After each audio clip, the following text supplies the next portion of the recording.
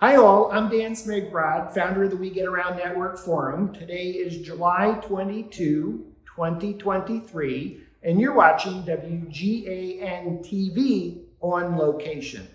And our subject matter expert today, Hopscotch Interactive CEO, Chief Media Officer, Emily Ullman. Emily, thanks for being on the show today. Thanks, Dan. I'm so excited to be here. We are at 1890 West Paces Ferry Road in Atlanta, Georgia. This is a very, very luxury property that we are scanning and shooting today. And Dan, thank you for having me to show you sort of the way I approach the property and some of the thoughts that go into creating media for a property that is under construction. So this is an $8 million listing in Atlanta, 2 acres, surrounded by woods, though in the middle of Atlanta. Just one question, because I know we'll get into this while we're doing Matterport Pro3 scanning of this house. Yes. 3 levels, ginormous outside, just to tease it. It's got 3 kitchens. 13,000 square feet, 7 bedrooms, plus a cabana, and 9 bathrooms. Why would a developer want to scan the house in the middle of construction rather than waiting until it's totally done and pristine and beautifully staged? Well, Dan, they're gonna have to watch the video to get all the answers to those questions. So stick around, we're gonna have a bunch of answers to that and many other questions throughout the video. And thank you so much for watching. Don't forget to like and subscribe if you enjoy this video, and thanks so much. Stay tuned. Hi, Dan. Hi, Emily. Hi. Welcome to your $8 million listing to shoot today. Hi all, I'm Dan Smigrod, founder of the We Get Around Network Forum. Today is Saturday, July 22, 2023, and you're watching WGAN-TV on location. We have an awesome show for you today. We're gonna walk through an $8 million house in Atlanta, Georgia, with Hopscotch Interactive CEO and Chief Media Officer, Emily Ullman. Hey, Emily, good to see you. What are you doing? Tell us a little bit more about where we are and what you're gonna do today. Thanks, Dan. Actually, it's amazing. I'm standing here on West Paces Ferry Road in Atlanta, Georgia with you. And so we are live and on site. And it turns out that my work has brought me to Atlanta this weekend, and that there is a 13,000 square foot, $8 million under construction home that I have been in discussions with the developer about. And so we decided that we would come in and basically do some consulting on this property and look at what we could tackle it with in terms of media to see what can you do if you apply sort of critical thinking about the state of the property, who your potential buyer is going to be, what state of completion are they interested in purchasing the home in, does it need to be finished, or can we use media to tell the story? And so that's why I'm here, and I'm going to be using a few different kinds of documentation in the property. Photography, this is a tilt shift lens. I'm gonna start with photography because we've got some really nice light right now. And then I'm gonna switch to Matterport, and we're gonna use the Matterport Pro3 to create a virtual tour from which we can do many, many things.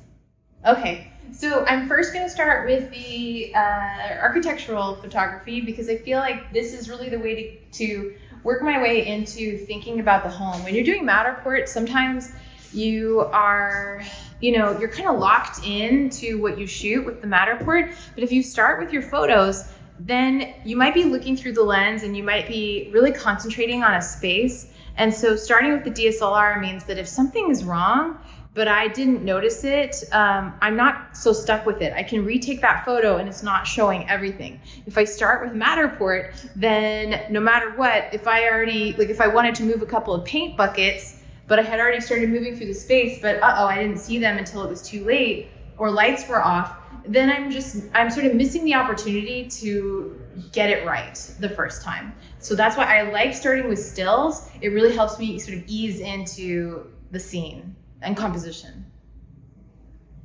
Yeah, so let's go. Let's take a look.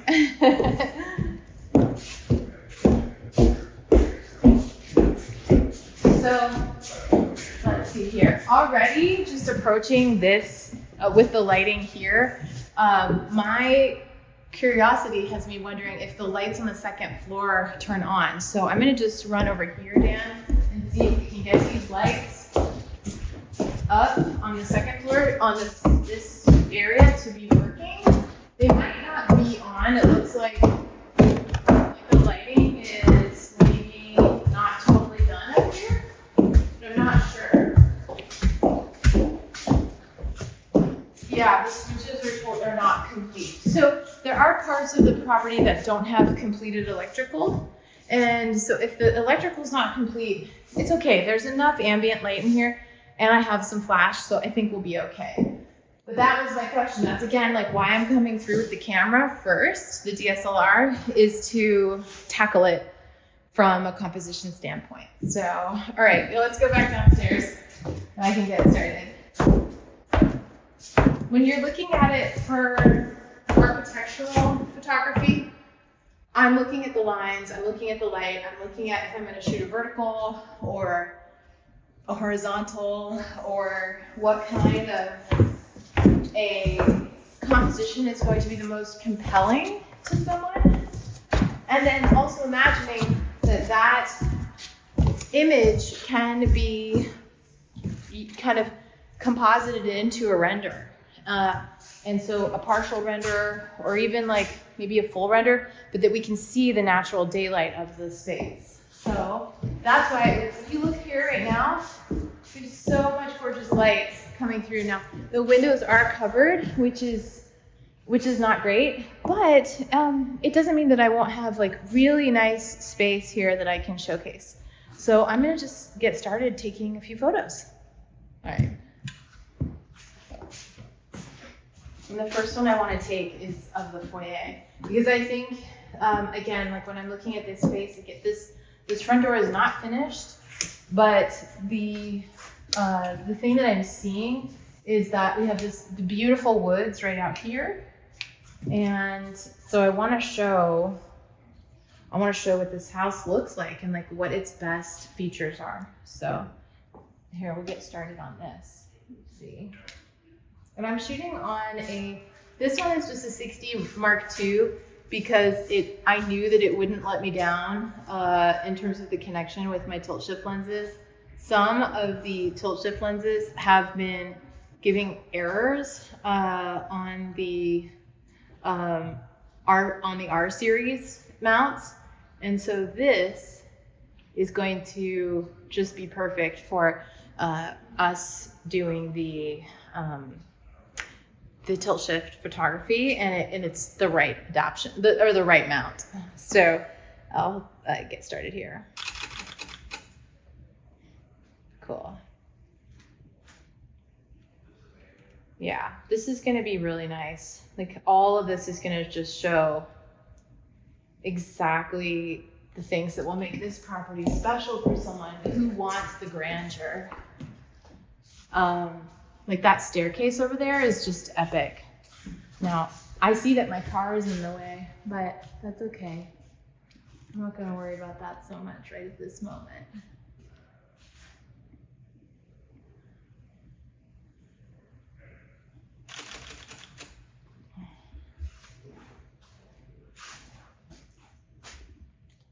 And then this is deserving of a vertical.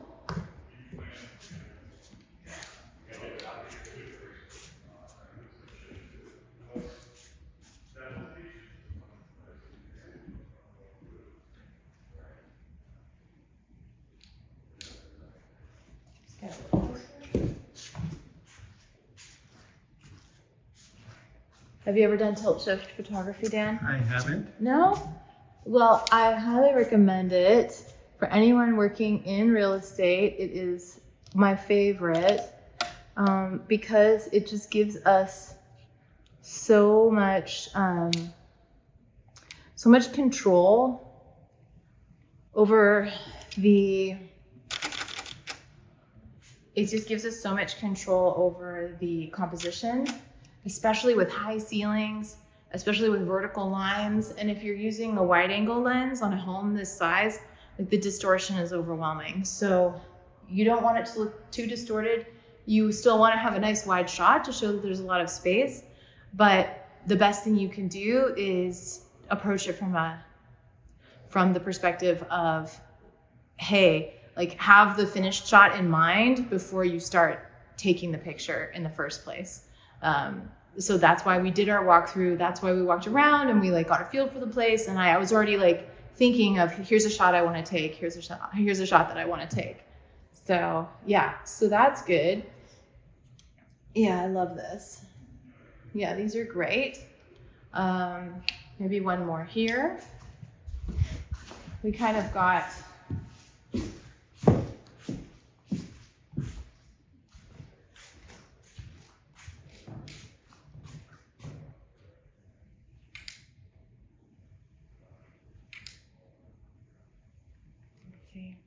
let me even closer.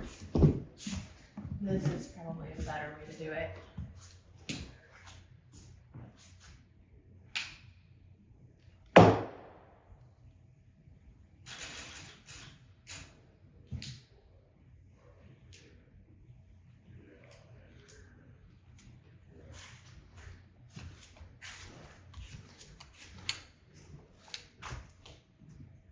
I think that this shot is really iconic for this home because the thing that's happening here is that we've got the trees, we've got the light, and who doesn't love a spiral staircase? It just says grandeur and elegance and wealth. And anybody who wants to buy this home is looking for making that kind of an impression for somebody, like you've made it. Okay, so I'm gonna back it up. Let's see, this is our foyer shot, our entrance shot. So this is again a very critical shot here, and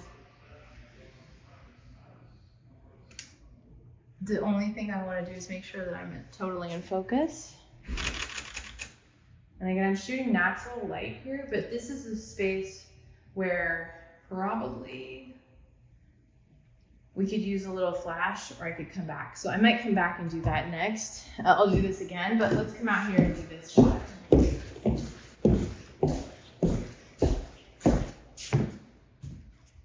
Yeah, the little patch of blue sky there is so lovely. I'm gonna hide the steam cam around the corner. Sorry about that. I had to tidy up. Not like it matters that much, but it matters enough. Do you have any questions, Dan, about the process? I don't. Now, did you do photography when you had your services business too, or was it just 360s? I feel like you were doing Matterport. You were doing Matterport, right? Uh-huh.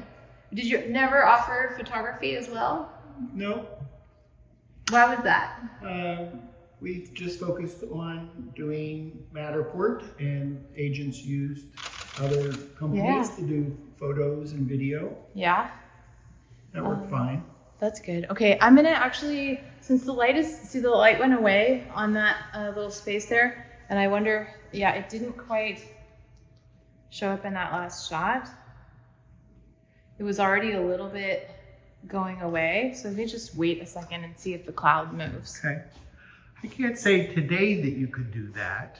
This goes back to 2014 when I bought the Matterport Pro3 camera, July of 2014. So there really, in Atlanta, there weren't really any other photographers doing Matterport. Right.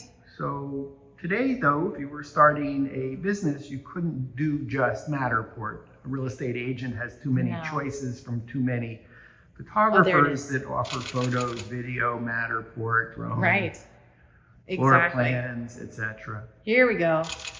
Did you see that? Yeah. So that was a moment where, what did it take? Just a minute for us to kind of revisit this space with all of the light And so that was a very good choice for us to try and get this right and not to rush it. Glad I could help you with the light there. Thank you so much, Dan. You're awesome. I feel like you're the one. Many times, you're just here for however long you're here, though you don't have the luxury of having the ability to time it so well. So that can be stressful when you want to go fast, but you can't. Because you gotta like wait for things to actually hit and be proper. Now, every room has its good side, kind of like us. We have our good side. Make sure you shoot me from my good side. On the good side. Thanks, Dan. On the good side. But because of that, it's really important that we give the room a really thorough look to make sure that we're getting everything we need to be able to show it in its best light. This is actually like, again, we were talking about the staircase being iconic for this property. This is also iconic for this property. This space here. And there's almost like a facade on the front of that part of that wing of the house. So don't really know what's happening there, but I can tell you that this light is very interesting, and this looks awesome. So I'm not necessarily looking for the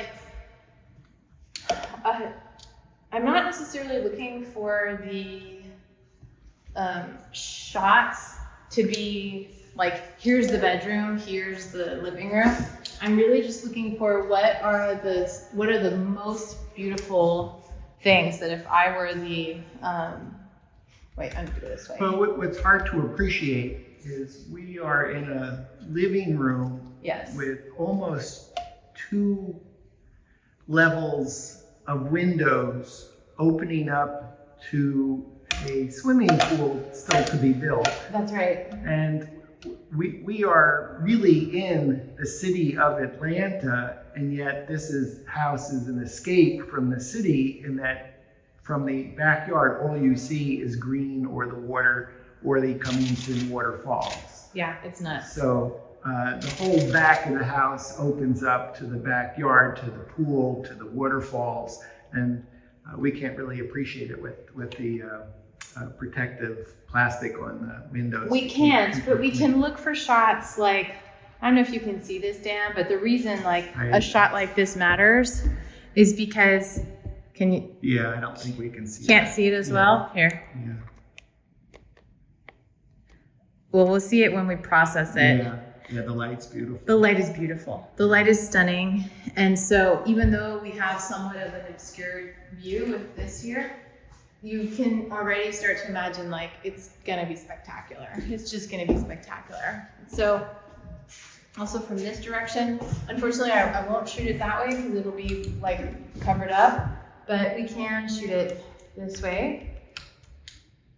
And I have definitely got a thing for the, in this home, I think using the 17 millimeter, I'm just blocking the light here. Wait for that car. But using the 17 millimeter tilt shift will help me show just how big these rooms are and how special they are. So yeah, that's really good. We're gonna have to shoot a little bit outside also. We'll get there in a second. I think the main rooms to show off are gonna be here. So, hi. Hello. This is Luke, Denny. Hi, Luke. Hello, how are you guys? We're good. We're just talking about some of the thoughts as we walk through the property, and this is your house.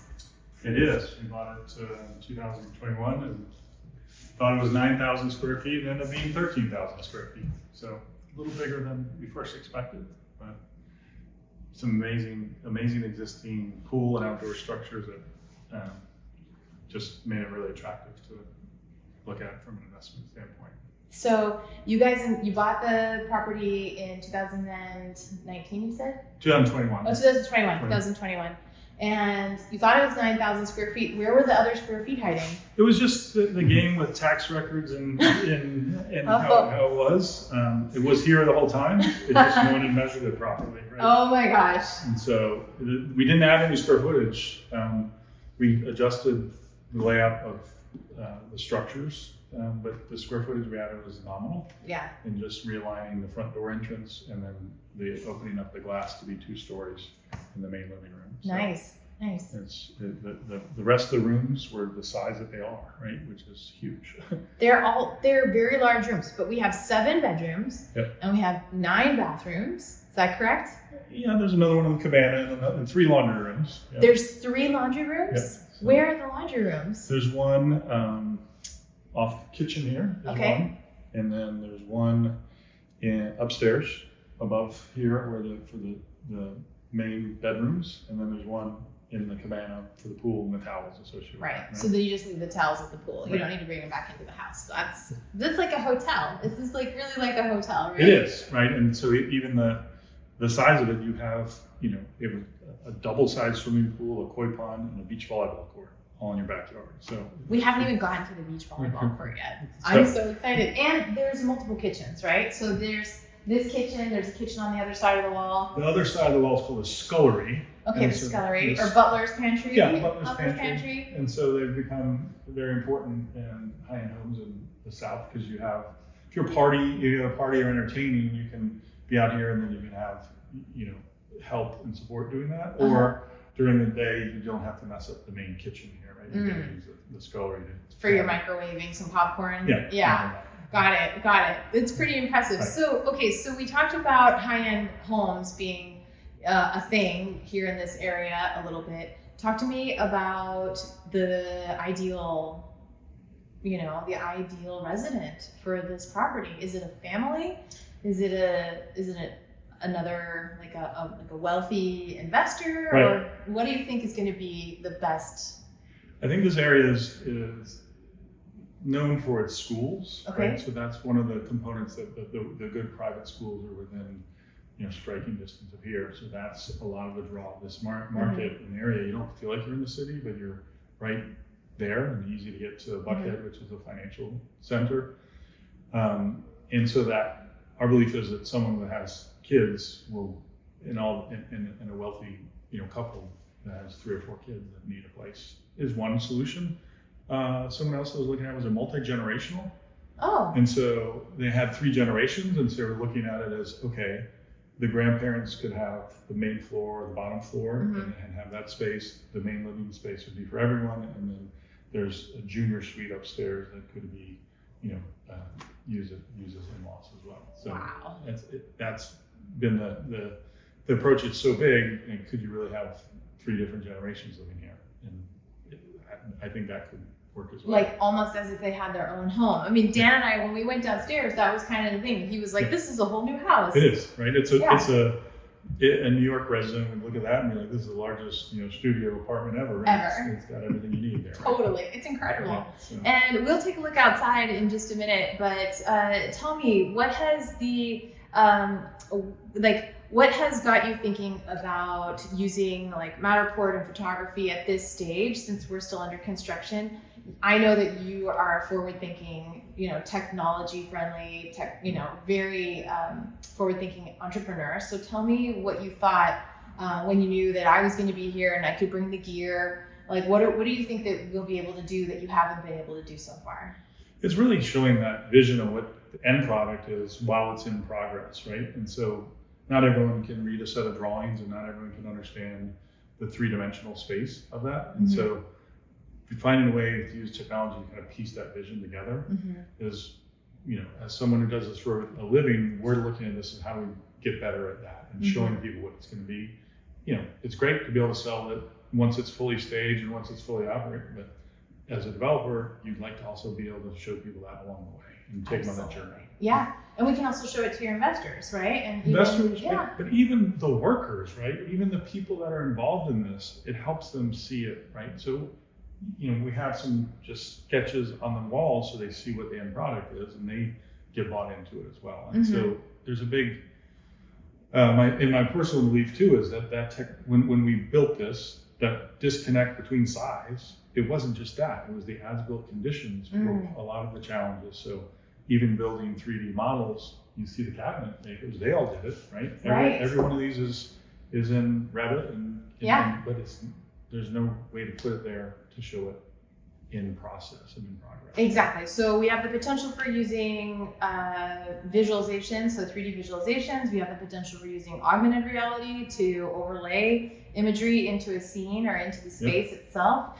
We're going to have the data, the spatial data for this location, and we're also going to have all the visual data for this location, which we can use to create new renders or new media. And we're also documenting a moment in time of like, here's today's date and here's what it looks like today. And at our next check-in, what's it going to look like? Because we're not moving walls anymore. Nope. We're just finishing. We're finishing up. We're finishing up. But I think it's also interesting that Atlanta has become more of a draw from the US coming and even globally coming. So there is an audience that I'm a believer that our local real estate team isn't focused on, but these houses are selling to world-renowned people, not just locals anymore, right? And so that media is important to getting them to see it as well, right? I agree with you. I think that Atlanta is an up-and-coming market that has so much to offer. I'm so impressed by being here, and I could see why the draw is huge. It's green, it's spacious, there's good schools, there's great culture, there's good food, there's like all of these things going for it, and it's easy to travel to other places, East Coast. The airport makes it easy to do a lot of things. And so that buyer, a prospective person, as well as, my business partner, Mark, is a home builder and does these custom homes of this size, right? And so just being able to show people and help them through that process of here's the process that it takes, with it being our own, we can do that a little more freely than if it was some individual that is a custom home that wanted to show them. Luke, can you talk about the backyard and the floor to ceiling windows? Yeah, so one of the landscaping was one of the elements that was here. It was I call it a double-sized lagoon pool. It is a lagoon. With a swim-up bar and with a jacuzzi and also with a koi pond. And so those elements, the structure was there, and just repurposing them and getting them to be not like Back to the Future, but more like 2023. If you see the pictures from before, this house was very well designed for a period of time, which was in the past. And so the backyard, to me, is the belief was that was a selling point. Like the bones are here. It's a matter of how do we get it to be able to fit into the setting. And there's, I think, one of the strange things in the neighborhood is this little caveat that you can actually bow hunt in your backyard in the city of Atlanta if you really wanted to, and there's deer walking around. And so you can bow hunt deer in your backyard here legally? Legally in a little section up here. That is possible. Hunter's right? paradise. Right. Fresh venison. I wouldn't suggest it necessarily, but you're in the city limits. Yeah. You're completely feel like you're in the country. My kids are like, "This isn't Atlanta, Dad. This is the countryside." So. It is. It really is. And that makes it very much an estate that is unparalleled in other places in the country because you have all of the things that you just mentioned, but then you also have this country feeling, but like very close to the city center. So I can't wait to do the media for you. I'm excited to be here. And I mean, the thing that I want to do is to help Luke sell this house. Right. We want to help Luke, the developers, the broker, the team, make their investment, basically shorten that sales cycle for them. And so that's what we're doing right now is we're going to try and help them with the media, and I'm excited to get started. Would part of your hope be that you might be able to get more offers sooner for the most money, even before you've put another $500,000 into the house and maybe sell it? Yeah, I mean, in the real world, there's carrying cost of the project. So finding the right buyer, and if they wanted to modify or do some changes too, they could do that, right? And so that's the win-win of trying to get it done and find a buyer that they can put their personal taste on it. I'm convinced that whoever buys this is going to want to do a few other things too, right? Someone who buys a house of this magnitude says, here's what I like, add this or that. And so that's the belief of showing the vision so that someone can be involved earlier in that process. You mentioned some of the technology. As we walked around, we saw a lot of books of floor plans. Are those all printouts from Revit models? Is the entire plan originally designed in CAD? It's in CAD. We had some learning curves of our architecture team didn't put them into Revit, and they used some different backgrounding, which was really a struggle in getting some of the, we used box browning to do some, I guess, virtual imagery. And that process was more cumbersome than it should have been. So we had some lessons learned on next project we do. Let's start with the baseline where we are going to do that, right? And so that you could simply output construction drawings as well as to have the 3D models to help a company like Hopscotch Interactive.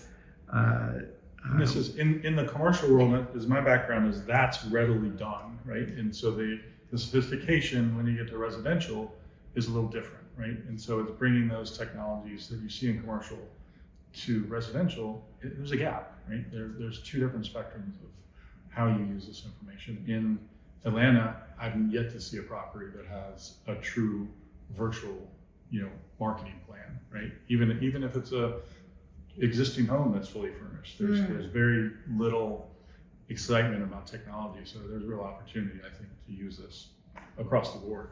Yeah, absolutely. It's an opportunity to bring the new technology here, and it's also an opportunity for you, I think, to differentiate this property vis-a-vis others. And so, yeah, Dan, I mean, hopefully it will help them save money. It will help them with visualizations. And I am imagining that this as a case study for future developments that you might do would then also, you could learn from that, so that the next time that they do another project, they're going to learn even more from this one that they can apply in the next one. Well, Luke, you mentioned that it would be great to have a potential buyer even before the house is finished, so that they would have an opportunity to customize it perhaps for their needs. I could imagine that if you have it in a CAD format, or much of the house in the CAD format, that would just make it that much easier for a buyer to do the modifications faster, easier. And so even behind you, this wall here is purposely built so if someone wanted to open these two rooms up, it's built in a manner that it can be removed, right? And these two rooms could be adjacent. We chose to build it in a manner that separated so you could have a wall for artwork and for TVs in this area. But some folks want it differently. Upstairs in the top of the landing, there was a debate of how someone would use that space in the when you come upstairs and then to the right. Yeah, there's a landing, there's a large area, and there's a plan that we have to enclose that if you wanted a second full office, right? If it was two CEOs that bought this house and they need both two places to work that are enclosed, or if you were using that as a sitting area for the junior suite. So there's some flexibility that we have to make decisions on, but the next whoever does buy it might say, this is who I am, can we adjust it for this? Awesome. So awesome. So, and remind us of the address so people know exactly where they are if they want to look up the property on MLS. It would be 1890 West Paces Ferry. 1890 West Paces Ferry. So 1890 West Paces Ferry is already something that they can view online, but if they go to, I would say within the next couple of weeks, we'll be getting more media up that will be showcasing everything we've done today. So I'm really excited about that. And let's take a look at some of these other parts of the house. Nice, I'd love to show you. Yeah, can't wait to see it. So we finished up our photo shoots and now we're moving on to Matterport. I'm really glad that we did that because we saw some things that we wanted to change so that by the time we were doing Matterport, we were able to come at it and tackle it exactly the way we wanted to. One of the wishes for this property is to have us be able to scan indoors and outdoors. So I'm gonna actually start by opening up one of the doors here, which is gonna be the main one we use to get outside. So I'm just gonna prop this door open, even though we have air conditioning. How do you feel about that, Luke? Maybe we should prop it open later. I just realized in Atlanta we can't do that. Normally I would just leave the door open, but maybe, okay, Dan, note to self, when we get to this room, then we open the door. Okay, jeez. All right, do over. So normally I like to start on the ground floor, but since I know that this is the most like advantageous light for us to start it, I'm just gonna start the scan here in this foyer because I think it'll be easier for you to see me and for the shots to go well. So I'm just doing a little quick level by eye. I'm not using a level on this. I find that this camera, maybe you have to add a level here beneath this mount, or have it attached to your tripod to have there be an easier way to level it. But I find that this seems to lose its level for me a little bit more than the Pro 2, just because of the way that the camera, like, it is and the way that it's shaped. So now I'm just gonna go and hide. We're gonna do our Matterport thing we do, which is run away from the camera. So many people have asked me, like, over the years what I like to use. This is a Sub 5 Amazon purchase, Sub 5, and I use it for carrying around my iPad. This is an iPad Pro 2020 with LiDAR. It was like the first one that came out with LiDAR, so I bought that, and it's been doing great. And since Matterport changed its file management, that has been amazing because I've been able to offload a ton of stuff from this and have it be freeing up space on my iPad. So I was really glad that they did that. That was one of my huge pain points for a long time. So we're just looking to make sure that our Wi-Fi is connected to the Matterport. Here we go. We're good. Connectivity, not so much of an issue in a property like this because, you know, we're inside. Maybe once we start going outside, we'll have some more connectivity issues, but I think for now it'll be fine. And what can I tell you? I'm using the Pro 3. And the reason I'm using the Pro 3 again is just, it's gonna look the best, and it's gonna be able to let me scan the high ceilings, go more quickly, and be able to go indoors and outdoors. I'm doing the highest end luxury property in Atlanta. I'm not gonna use the, you know, mid-tier or a low-tier Matterport for that. So that's my take on it. And that first scan is already done.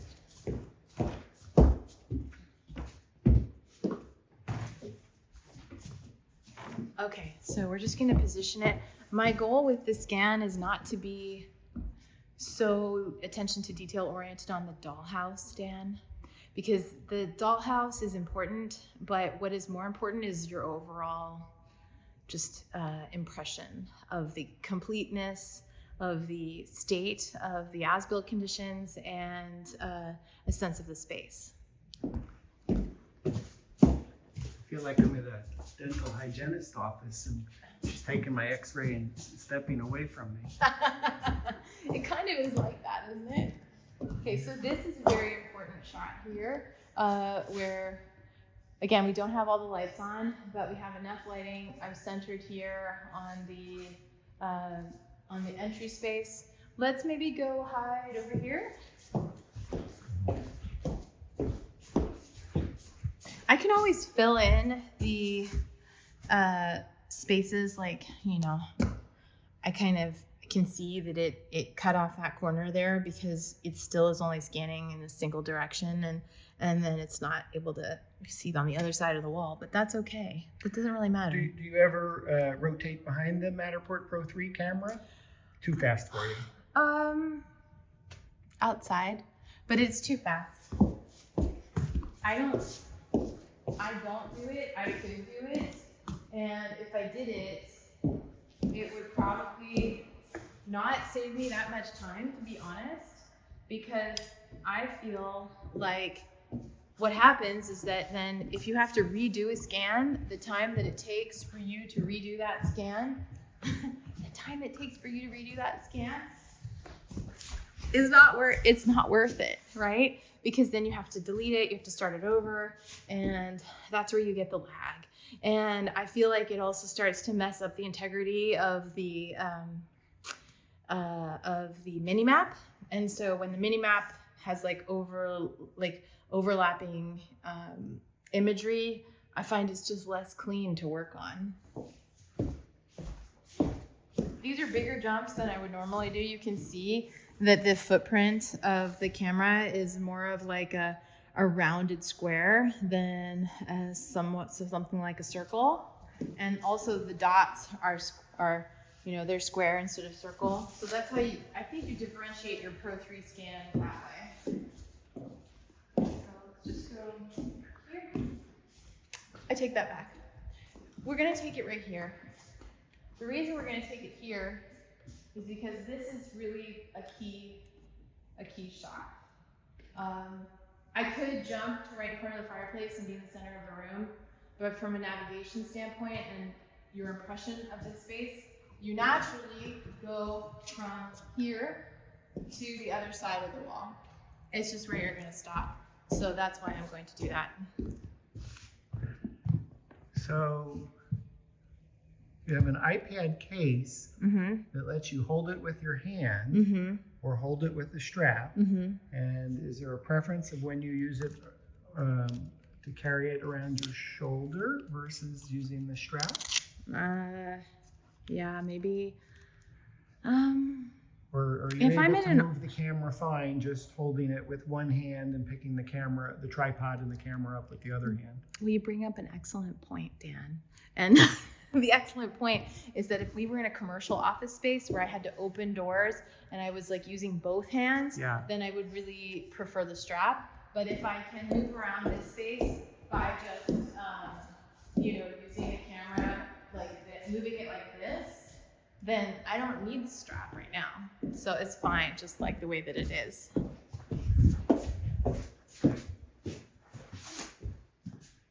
What else do you think? I also have the Apple Pencil. I'll tell you why I love the Apple Pencil here. So the Apple Pencil improves things like when you're going to be in between scans, marking your windows. So I want to add that window. It's just so much more precise to add that window marking using the pencil. So this was a big improvement, and I don't know why it took me so long to get one. They're only $99, and when I got that, it was like much more enjoyable to put these in. And you can use it to navigate. You don't have to use your fingers, and it just works better. Okay, so we will go here so that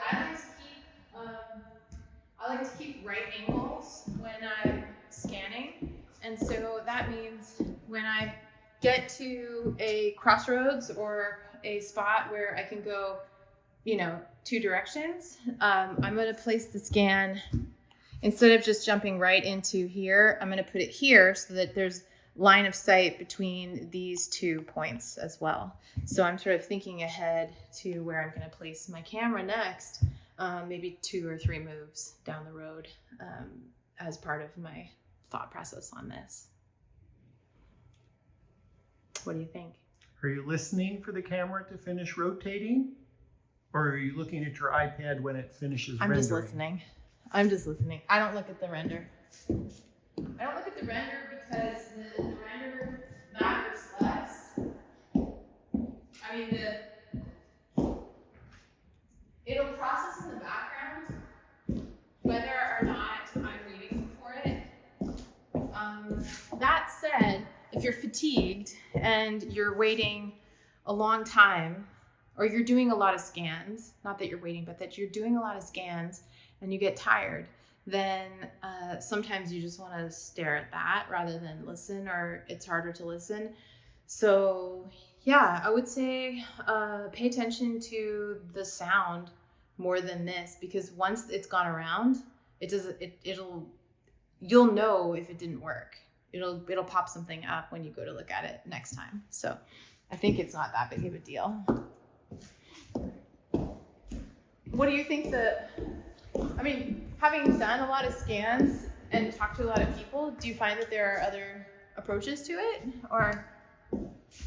I would say some of the questions are, is the camera height, in this space, the ceilings are so tall, I'm not sure it matters at what height you put the camera, but did you consciously, or does your tripod automatically go to a certain height that you like to scan with?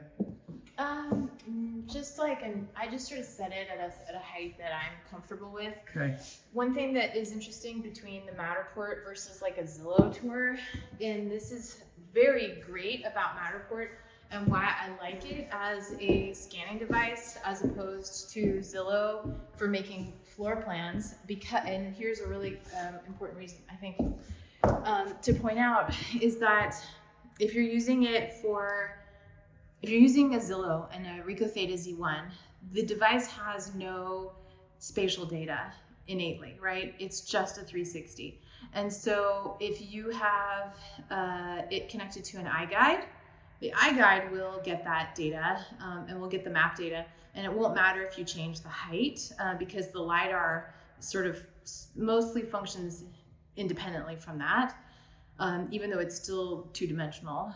But with Matterport, since it's scanning three-dimensional, I don't want to slow you up because you probably have heard the scan stop. Yeah. So don't worry about that. Don't. I mean, but I hear you. Okay. But in fact, when you press the button and then when you hear it stop, why don't you let us know? Oh, okay. Thanks, Dan. So the thing I was trying to kind of illustrate for you guys though is that the Matterport is scanning 3D. So if you need to go back and you need to continue a scan that you stopped or started, this is to your point about the tripod height. Oh God, don't fall in there. Okay. He almost fell in there, but he's okay. Thank you. But sorry, Dan. Ooh, yikes. But the monopod height or the tripod height that you're running your Z1 on can't change because calibration is based on your first scan with the marker, and then you cannot change the height because it's computing that floor plan based on them all being consistent. So if you change it and you go back, then you really do have to either mark on your monopod or remember your exact height. Matterport it's a non-issue. You can adjust the height all over everywhere you go, so you don't have to worry about it. And I find that is very comforting, especially in a property like this that is absolutely ginormous. Tell us when you're pressing the button. Okay, and I'm pressing the button. Don't back up into, please don't back up into anything.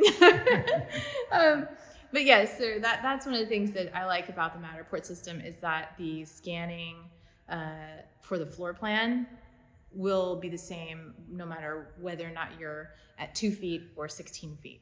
I can't imagine in this space you're going to change the height of the camera. Is there a time that you do change the height of the Matterport Pro3 camera? Yes, you do. You adjust it all the time when you're on stairs.